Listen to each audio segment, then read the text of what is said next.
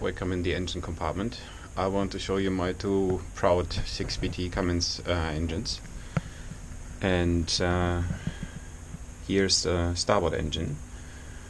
She's running quite reliable, and she has only 400 hours. Besides that, she's already 13 years old. And there we have the heating system for the boat, which I didn't start it, but it's going to heat up all the radiators in the cabin, so you can use the ship all the year.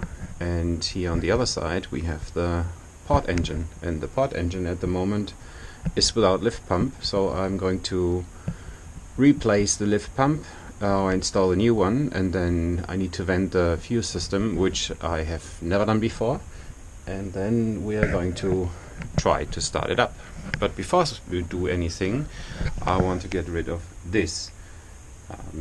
It's the residue from the last trip when we had too much holes in the windows and all the water went into the hull, so I'm going to try to get it out, because the bilge pump is not pumping it out, because this part of the hull is deeper than the part where the bilge pump is installed. So it's going to be a very boring process, but I'm not going to show it on the camera.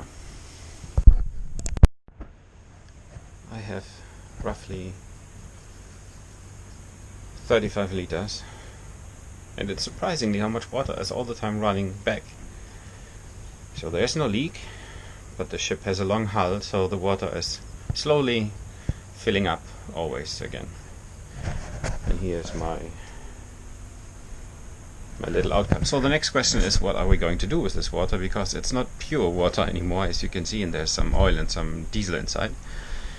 And in Poland and in Germany you have quite strict rules if you want to dump such water. But lucky me, I have a shipyard just on the other side of my boat, and I'm going to speak later with them where I can drop my stuff.